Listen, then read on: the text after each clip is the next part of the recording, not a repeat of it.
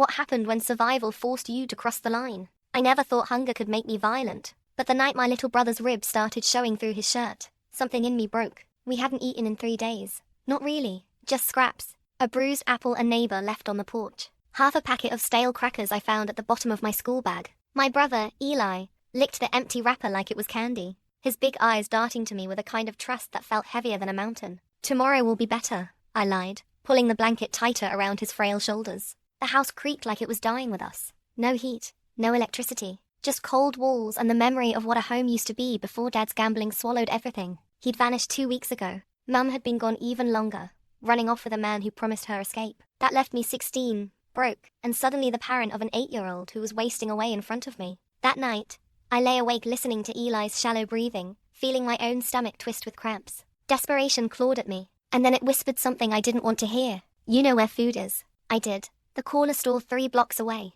Bright red neon sign that buzzed through the night. Every time I walked past, I caught the smell of fried chicken, fresh bread and coffee that steamed in the winter air. But there was no money. Just the coins I'd scraped from couch cushions and laundry machines, 87 cents. Not enough to feed a bird. The whisper grew louder. Take it. I shoved it down, horrified. I wasn't a thief. I'd been raised better, hadn't I? But then I thought of Eli's ribs. His lips cracked from dehydration. The way he whimpered in his sleep, dreaming of dinners we couldn't afford. I sat up in the darkness, heart hammering. If survival meant stealing, was it really wrong? Or was it the only choice left? By dawn, the decision was gnawing at me like the hunger in my belly. Eli stirred, his voice small. Sam, I dreamed about pancakes. His innocence shattered me. I kissed the top of his matted hair and whispered, I'll get us food today. I promise. My feet carried me to the corner store before I fully realized what I was doing. The morning air bit at my skin, my breath rising in clouds. I pulled the hood of my sweatshirt up, trying to look invisible. Inside, the store was warm. Too warm. The scent of fried chicken and buttered rolls wrapped around me like a cruel joke. My stomach growled loud enough that the clerk looked up from his phone.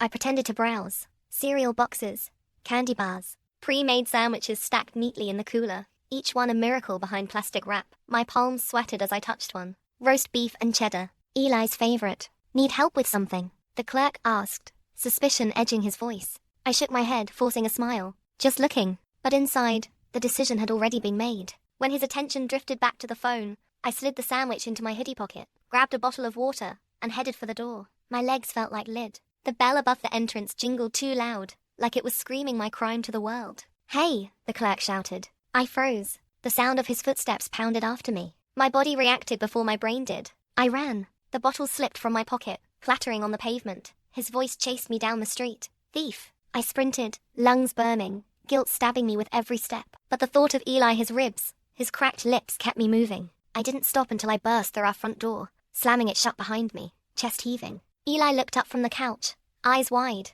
You got food? He whispered. I pulled out the sandwich with shaking hands. His face lit up like it was Christmas. He tore it open, taking a bite so fast he almost choked. Slow down, I begged, tears stinging my eyes. But even as relief washed over me, dread sank deeper, because I knew this wasn't the end. The clerk had seen me, maybe even recognized me. And people talk in neighborhoods like ours. I had crossed a line, and there was no going back. The knock on the door came that evening, heavy, authoritative. My blood ran cold. The knock rattled through the thin wood like it was aimed straight at my chest. Eli froze mid-bite, crumbs clinging to his lips. His small hands trembled as he clutched the half-eaten sandwich. Sam, he whispered. I pressed a finger to my lips. Don't make a sound. The knock came again, louder this time, followed by a voice. Open up. I know you're in there. It wasn't the police. Not yet. The voice was younger, sharper. My stomach twisted as recognition hit me. Cody, the clerk's son. He went to my school, 2 years ahead of me. A kid who spent more time behind the store counter than in class.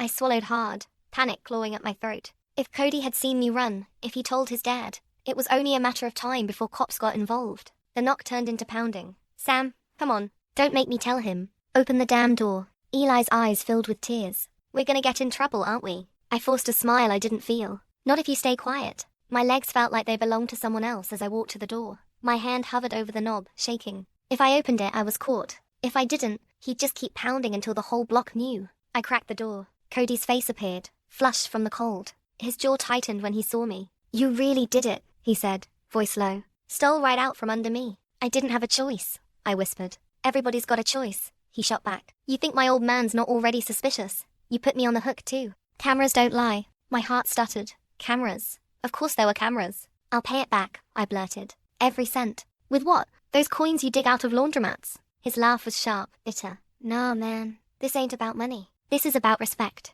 About not making me look like an idiot in front of my dad. Behind me, Eli whimpered. Cody leaned to the side, catching a glimpse of him. His expression flickered, just for a moment, before hardening again. He's just a kid, I said quickly. He's starving. We both are. Cody's eyes narrowed. That ain't my problem. He leaned closer, voice dropping. But maybe we can make a deal. A cold weight settled in my gut. Deals with people like Cody never came clean. What kind of deal? He glanced around the street, then shoved the door wider and stepped inside uninvited. Eli shrank back on the couch, clutching the sandwich like it was his only shield. Cody shut the door behind him. Relax. I ain't calling the cops. Not yet. But you're gonna do something for me. Consider it. Paying your debt. My pulse thundered. What kind of something? He smirked. There's a shipment coming in tonight. My dad locks up early, leaves me to handle it. Boxes of booze, cigarettes, other stuff he don't exactly report on the books. You help me move it. No questions asked. And maybe that tape with your sticky little hands on my sandwiches just disappears. The room tilted.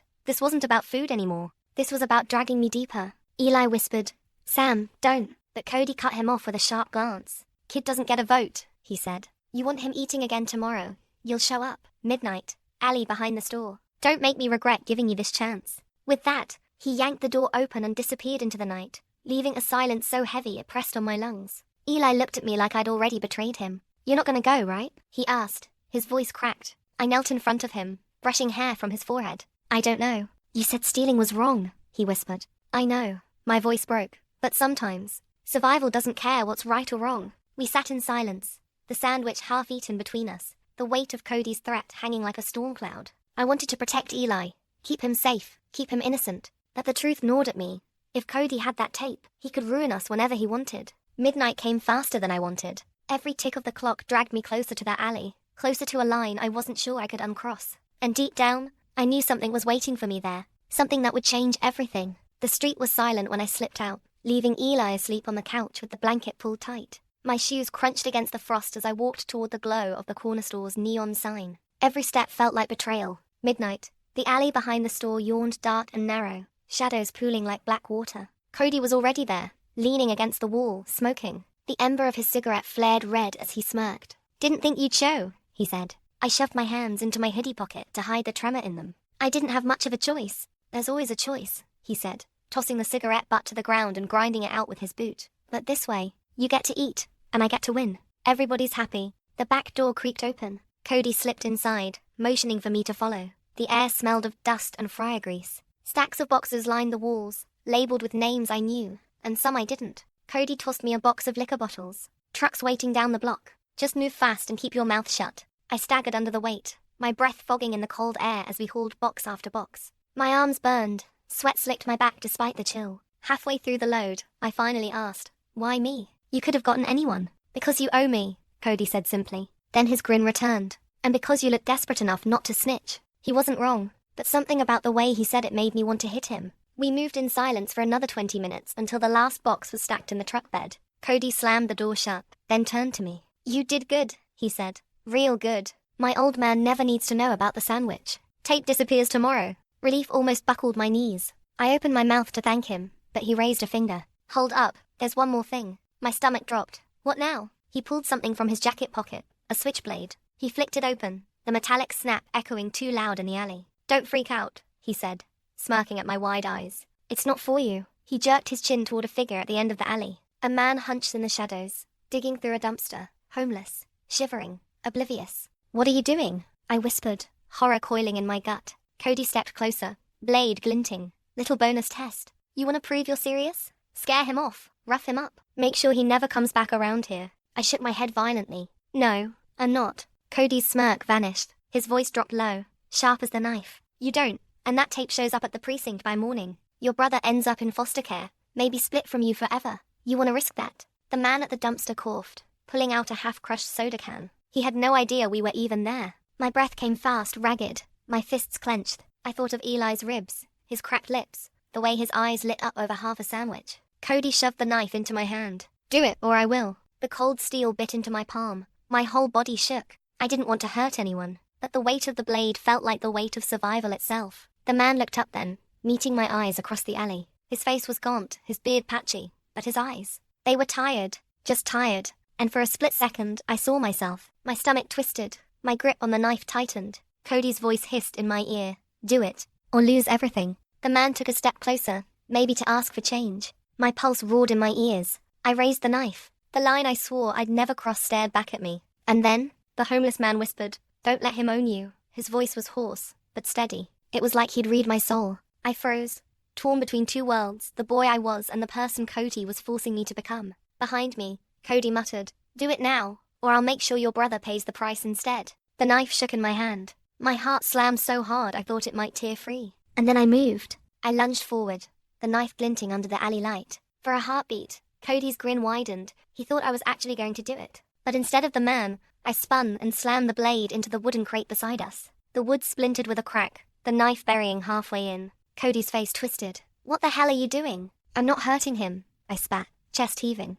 "You want me to prove myself? Fine. I'll move your boxes. I'll shut up about your dad's dirty deals. But I'm not crossing that line." The homeless man stared at me with wide, sunken eyes. He muttered a raspy, "Thank you," before stumbling off into the darkness. Cody yanked the knife free from the crate, his jaw tight. For the first time, his cocky smirk cracked. "You think you get to choose, Sam? You think this is some after-school special where you get to walk away with clean hands?" His face was inches from mine, his breath reeking of cigarettes. "You're in now. That sandwich tied you to me. This job tied you tighter. There ain't no backing out." I swallowed, throat dry as sand. "Then what now?" Cody's smile returned, colder this time. "Now, you do what I say when I say it. And maybe, just maybe, your little brother keeps eating." The threat hit me harder than any punch. He slid the knife back into his jacket and walked away, whistling like nothing had happened. I stood in the alley, shaking so badly my knees nearly gave. By the time I got home, dawn was bleeding across the horizon. Eli was curled up on the couch, awake, eyes puffy like he'd been crying all night.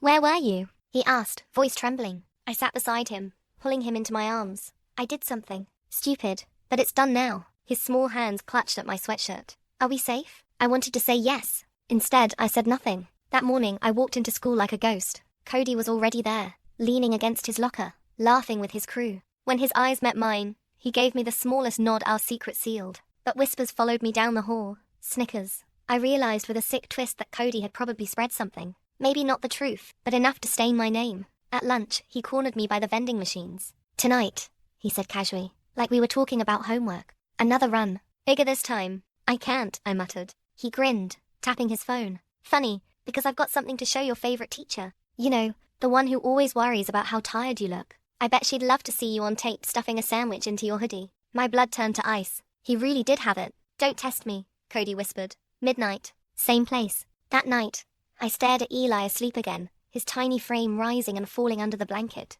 The hunger was still there, gnawing at us both, but now something darker gnawed at me too. I crept out, heart pounding like a drum. But when I got to the alley this time, it wasn't just Cody waiting. 3 older guys I didn't recognize leaned against the truck, smoking, their eyes sizing me up like I was prey. One had a spider tattoo crawling up his neck. Another cracked his knuckles, grinning like he wanted me to give him an excuse. Cody clapped me on the back. "Meet the crew. You're officially part of something bigger now." My gut screamed at me to run, but behind me, the way home felt farther than ever. The tattooed one stepped closer, blowing smoke in my face. "This the kid?" he asked Cody. "Yeah," Cody said. "He's desperate. He'll do anything." The man's eyes bored into mine, like he was peeling me open. "We'll see." He tossed me a box heavier than the last, full of clinking glass. "Don't drop it." I staggered under the weight, but forced myself forward. My arms screamed, my knees buckled, but I didn't let it fall. When I set it down in the truck, the tattooed man chuckled. "Not bad." Cody grinned. "Told you. He's useful." Useful.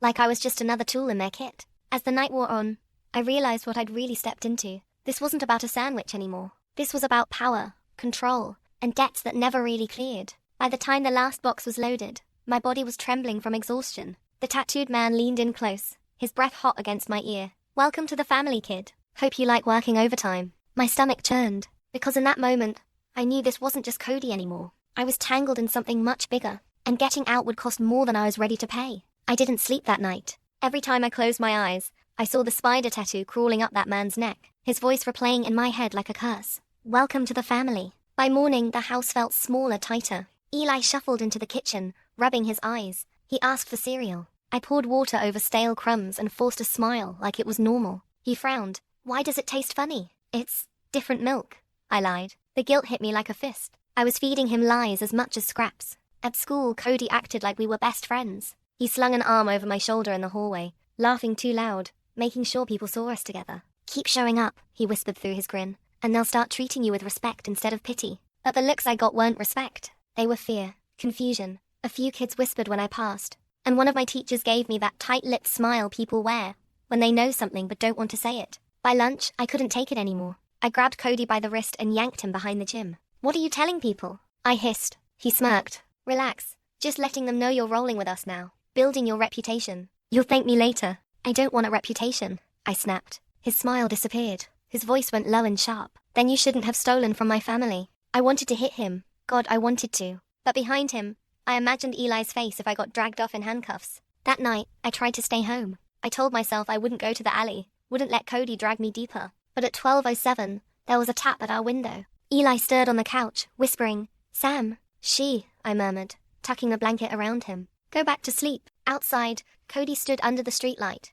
tapping his phone like a threat. The glow lit up his grin. I stepped out, shutting the door quietly behind me. "You were late," he said. "I wasn't coming," I muttered. "Funny," he said, waving his phone. "Because this little video says otherwise. Want to see your hoodie pocket in HD?" I clenched my jaw. "What do you want?" "Simple," he said. "Tonight's not boxes. It's a delivery run. My dad's customers don't always come to the store. Sometimes we bring the goods to them. You're gonna ride along." "I can't leave my brother alone," I said. Cody leaned closer, his voice a hiss. "Then hope he sleeps through it. Because if you don't show, maybe I forget to delete that tape." My chest felt hollow as I followed him to the car. A rusted sedan idled in the alley, engine coughing. The spider-tattooed man was behind the wheel. Another guy sat in the back, counting wads of cash. Cody pushed me toward the passenger seat. "Buckle up, rookie." The car smelled like smoke and spilled beer. My stomach churned with every block we drove away from Eli. We stopped outside a rundown duplex. The backseat guy hopped out with a box, exchanged it for a stack of bills, and slid back in.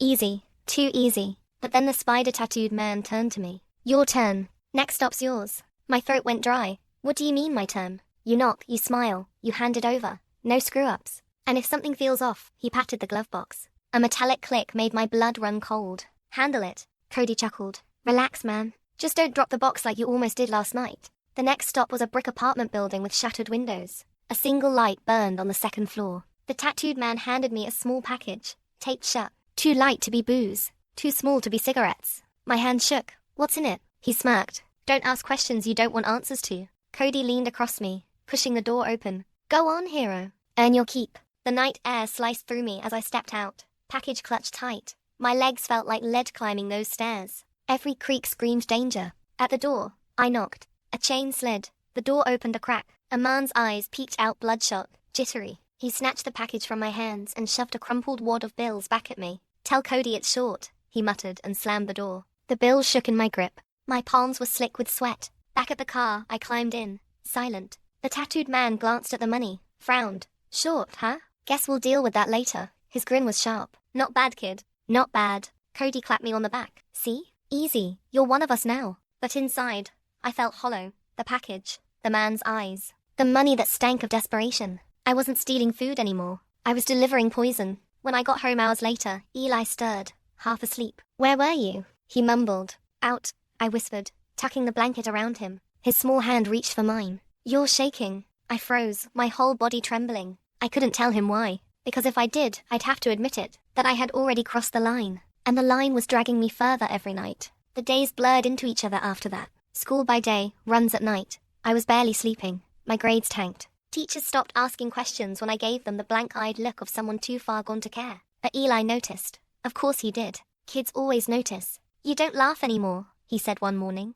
tugging at my sleeve as I poured him the last bit of oatmeal. Thin and watery, but better than nothing. I forced a smile. "I'm just tired." His eyes lingered on me, searching. "You smell like smoke when you come back. And sometimes, blood." I froze. My sleeve still had a faint stain from when one of Cody's crew got into a fight on a drop. He'd shoved the cash into my hands. Blood still wet on the bills. I'd scrubbed my hoodie, but apparently not enough. "Don't worry about that," I whispered. But even as I said it, I saw the fear in his eyes. That night, Cody upped the ante. We were in the alley again, loading boxes. He leaned against the truck, grinning like he was king of the world. "You've been doing good, Sam," he said. "Real good. So tonight, we trust you with something bigger." My stomach twisted. "Bigger how?" Spider neck tattoo chuckled from the driver's seat. "Bigger means risk. Bigger means reward. Think you can handle that, kid?" I didn't answer. Cody shoved a duffel bag into my hands. It was heavy, the zipper straining against whatever was stuffed inside. What's in it? I asked. Cody's grin widened. Delivery. Same as before. Only difference is, if you screw this one up, people don't just get mad.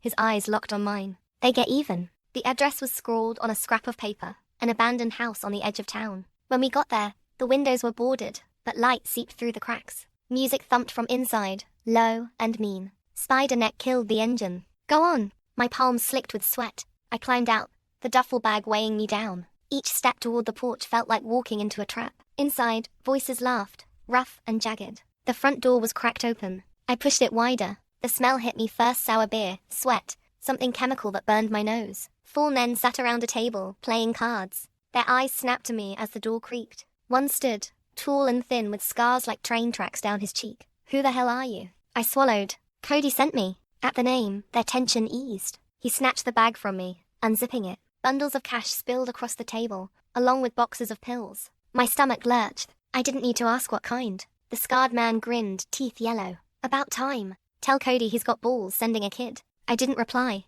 just turned to leave. But before I could, another man grabbed my arm. His grip was iron. Wait, he said, eyes narrowing. What's your name? My voice barely worked. Sam. He squeezed harder, his nails digging into my skin. Sam, huh? You got guts, showing up here. You know what happens if you ever talk? I shook my head fast. I won't. His grin was slow, cruel. Good. He shoved me toward the door. I stumbled outside, heart hammering, lungs aching for air. The cold night slapped my face as I half ran back to the car. Cody leaned out the window, smirking. See? Easy money. I collapsed into the seat, staring straight ahead. My hands shook so hard I couldn't close the door. Spider Neck chuckled. Kid's pale as a ghost. First timer jitters. He'll toughen up. But I knew I wasn't toughening up. I was breaking. When I got home, Eli was awake, sitting on the couch with his knees pulled to his chest. Where do you go? He asked softly. I froze in the doorway. His voice cracked. You're different, you look. Scared all the time. The lie sat on my tongue, heavy and bitter. I wanted to tell him everything,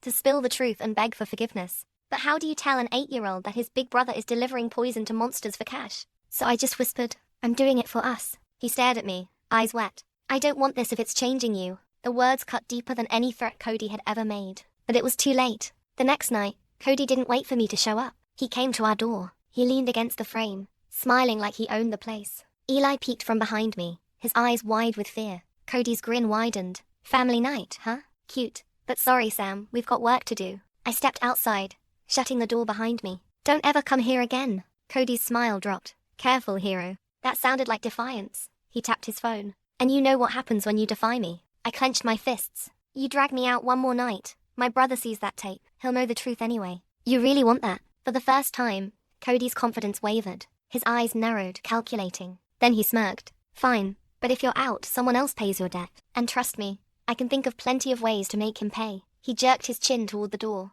My blood turned to ice. No, I whispered. Yes, Cody said. His voice was calm, certain. You're in this forever, Sam. And if you walk away, your little brother walks into the fire instead. Behind the door, I heard Eli call softly, Sam? And I realized there was no way out anymore. Not without burning everything. I pressed my back to the door, shielding Eli from Cody's words. My fists clenched so tight my nails dug into my palms. You lay a hand on him, I said, voice low. And I swear. Cody chuckled, cutting me off. You swear what? You're nothing without me. One call, one video, and you're the thief who dragged your little brother down with you. The cops, social workers, they'll eat you alive. You think Eli wants foster care. You think he wants to be split up from you. The worst part was he was right. My stomach knotted as his grin widened. Be ready tomorrow, he said, backing away from the porch. Bigger job, real money. Don't keep me waiting. I watched him disappear into the night, my heart pounding like a drum. Inside, Eli clutched the blanket to his chin. His eyes searched mine, desperate for reassurance.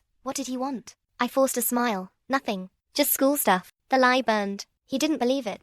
Not fully, but he didn't press. He just curled up on the couch, small and fragile, while I sat awake all night staring at the ceiling, wondering how far survival could push me before I became something unrecognizable. The next evening, Cody led me to a warehouse on the edge of town. Dim lights flickered overhead, shadows stretching long across the cracked concrete floor. A dozen people moved in and out, carrying crates, exchanging envelopes. It wasn't a corner store operation anymore. It was something bigger, organized, dangerous. Spider Neck clapped me on the shoulder as I entered. Look who finally grew a pair. Tonight's your trial by fire. Cody tossed me a black ski mask. Put it on. My blood ran cold. Why? Because, Cody said, pulling on his own mask, we're not delivering tonight. We're taking. The words hit me like ice water. You mean, stealing? He grinned. Funny, coming from you. Yeah, we're boosting a shipment. Easy grab, in and out. No one gets hurt, unless they make us. I shook my head. I can't. You can, Cody snapped, his eyes dark behind the mask. Because if you don't, that video doesn't just go to the cops. It goes online. Viral. You'll be the thief who starved his brother while playing gangster. How long before child services comes knocking? The warehouse door groaned open. A truck rumbled inside, its headlights cutting through the gloom. Men jumped down, unloading boxes marked with logos I recognized: electronics. Brand new. High value. Cody shoved a crowbar into my hands. Here's your chance to prove you're not dead weight. My heart pounded so hard I thought it might burst. I could hear Eli's voice in my head. I don't want this if it's changing you. But behind me, Cody whispered, do it, or he pays. The others moved fast, cracking boxes, tossing gear into duffels. I stood frozen, crowbar heavy in my grip. Then one of the truck drivers noticed. His voice rang out, sharp. Hey, what the hell do you think you're? Cody moved before I could breathe. His fist connected with the man's jaw, dropping him hard to the concrete. Sam, Cody barked. Move! The second driver reached for a radio. Spider-Neck drew something from his waistband that gleamed in the dim light. My stomach dropped. Gun.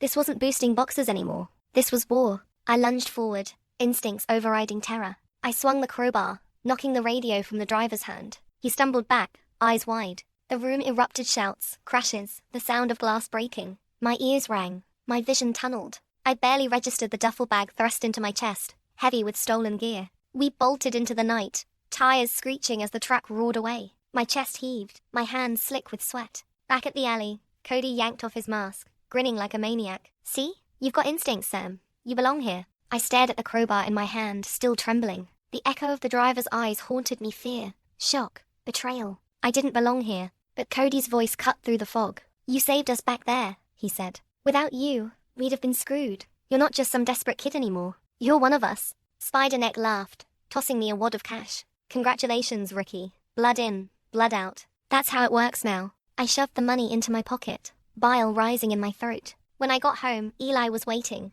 sitting upright on the couch, his eyes locked on me, sharp and unblinking. You're different, he whispered. My hands shook as I tucked the money under a loose floorboard. Everything I'm doing, I said, my voice breaking, I'm doing for you. He stared at me, tears spilling down his cheeks. Then why does it feel like I'm losing you anyway? The words crushed me, because deep down, I knew he was right. And the worst part, tomorrow Cody would come knocking again. I kept hearing it, Eli's voice, cracking with betrayal. Why does it feel like I'm losing you anyway? The words rattled inside my skull as I lay awake. The stolen cash hidden beneath the floorboard, burning a hole in the house itself. I told myself it was survival, food, a roof over our heads. But every time I looked at my brother, thin and fragile under the blanket, I wondered if survival was worth becoming a stranger in his eyes. The next day at school, things shifted. People avoided me now. Whispers followed me down the hall like shadows. A teacher pulled me aside after class, her voice low. Sam, are you involved with something? I froze. What do you mean? She studied my face, the bruises, the sleepless eyes. If you ever need help. Before I could answer, Cody appeared, all fake charm and easy grins. He slung an arm over my shoulder. We're good, Mrs. Franklin. Just late night studying. Her eyes narrowed, but she let it go. Cody's grip tightened on my shoulder as he steered me down the hall. His voice dropped. Careful. You're one slip away from dragging us all down. That night, the knock came later than usual. I almost didn't answer, hoping maybe he'd give up. But Cody didn't give up. He never did. Big night, he said, stepping inside uninvited, eyes flicking toward Eli, who shrank back. We're moving serious weight. You're coming. No, I said, surprising even myself. I'm done. The silence that followed was sharp enough to cut. Cody's smile vanished. You think you can quit? He asked softly. There is no quit. Not for you. He pulled out his phone, waving it. I can end you with one click. Eli's voice trembled from the couch. Leave us alone. Cody turned to him, his grin returning, colder this time. Careful, kid. Talking back gets people hurt. Something inside me snapped.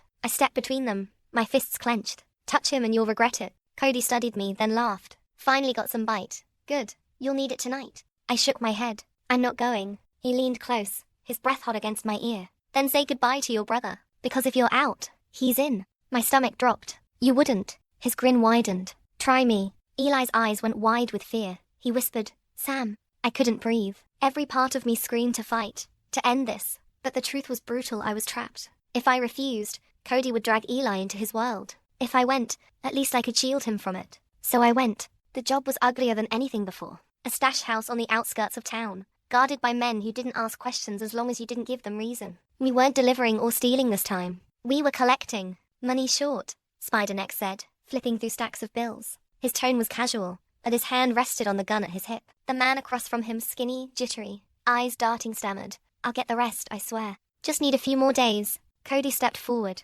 grabbing the man by the collar. "A few days? My dad doesn't do IOUs." The man's voice cracked. "Please, my kids." The words hit me like a blade. Kids. Without thinking, I blurted, "Let him go." Every head turned. The room went still. Cody's grip tightened on the man's collar. His eyes locked on mine, cold and furious. "What did you just say?" "I said let him go," I repeated, my voice shaking but loud enough to carry. "He's got kids." The silence stretched. Spiderneck smirked, amused. "Looks like your boy's growing a conscience." Cody shoved the man to the ground. "Get out before I change my mind." The man scrambled out, eyes wide with disbelief. Cody turned back to me, his expression unreadable. Then he smiled, a dangerous razor-thin smile. "Congratulations," he said softly. "You just made yourself more valuable than I thought. You've got guts, Sam. Guts I can use." My chest tightened. He wasn't angry. He was impressed. And somehow, that felt worse. Back at home, I sat in the dark while Eli slept, his breathing soft and steady. I stared at my hands, still shaking,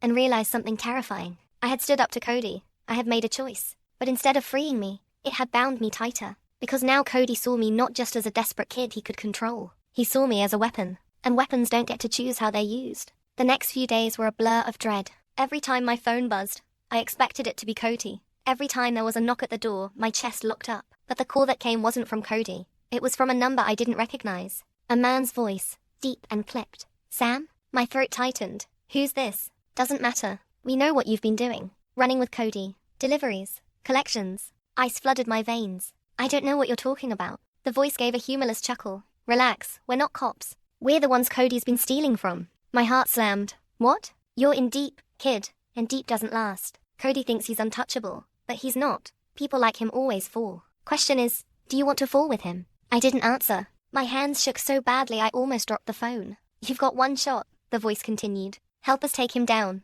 and you and your brother walk free. Stay with him, and you'll both burn when he does." The line went dead. I sat there, frozen, the phone slick with sweat in my hand. Later that night, Cody showed up, casual as ever, like the world wasn't crumbling around him. "We've got to run," he said, tossing me a duffel bag. "High stakes. Big payout. You ready?" I forced a nod, hiding the storm inside me. The ride was tense. Spiderneck whistled tunelessly from the front seat. Cody leaned back, scrolling his phone, grinning at whatever he saw. I kept hearing the other voice in my head. "Help us take him down." The job was another warehouse, but bigger this time. Guarded. Men with hard eyes and heavier weapons than I'd ever seen. "Stick close," Cody murmured. "Don't make me regret bringing you." Inside, deals were made.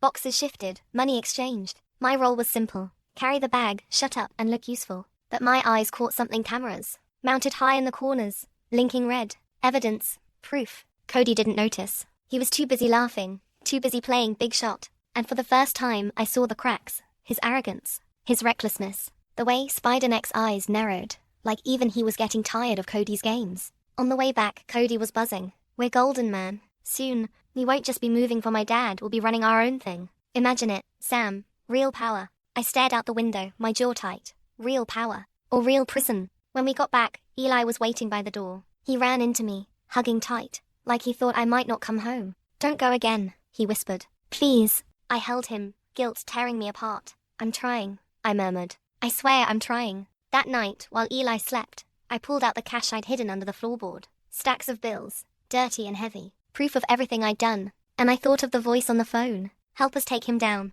But could I? Could I risk it? If I betrayed Cody, he'd come for me. For Eli, he'd burn our lives to the ground. If I stayed, I was already burning anyway. The next day at school, Cody cornered me by the lockers. His grin was wide, but his eyes were sharp. "You're quiet," he said. "Got something on your mind?" I forced a laugh. "Just tired." He studied me for a long moment, then leaned in. His whisper was ice. "If you ever think about crossing me, Sam, just remember, I don't need to touch you. I can get to him instead." He glanced toward the hall, where Eli sometimes waited for me after school. My chest locked up. Cody grinned, clapped me on the shoulder, and walked away. And I knew there was no middle ground left. Either I took him down first, or he'd destroy us both. I couldn't eat, couldn't sleep. Every second felt like standing on a thin wire with fire below me, and Cody pushing from behind. The voice on the phone had offered me a way out, but it wasn't that simple. If I helped them, I'd be a rat. Cody's crew didn't forgive rats, and if I didn't, Eli would keep paying the price for my cowardice. One night, as Eli slept, I sat on the floor beside the couch,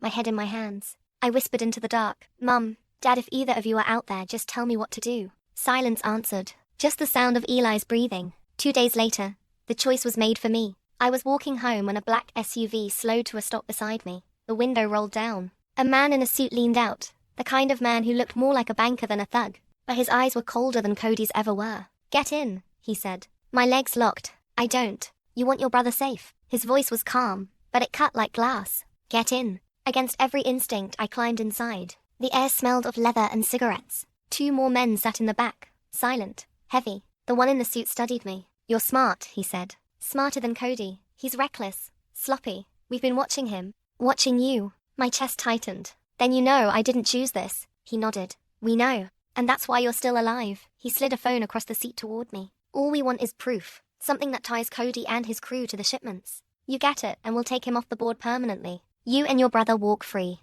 "And if I don't?" I asked. He leaned closer, his eyes hard. "Then Cody drags you both down. And when he burns, you burn with him. Simple math." The SUV stopped. The door popped open. "Think fast, kid. We won't ask twice." I stumbled out, the phone heavy in my pocket. That night, I sat in the kitchen staring at it. Eli padded in, rubbing his eyes. "Sam, what's wrong?" I forced a smile. "Nothing, buddy. Go back to sleep." But he frowned. "You're lying again." I pulled him close, holding him tight. His small arms wrapped around my neck, and I knew whatever happened, I couldn't let Cody touch him. The next night, Cody called. "Big run. Biggest yet. You're in." I slipped the phone from the suit man into my pocket. At the warehouse, the crew was buzzing. Boxes stacked high, trucks idling. Cody was grinning like he already owned the world. "This is it," he said. "We pull this off. We're untouchable." Spider-Neck shot me a look, long as no one talks. My throat tightened. As we moved boxes, I hit the button on the phone, recording. Cody barking orders. The cash exchanges. The packages stamped with logos.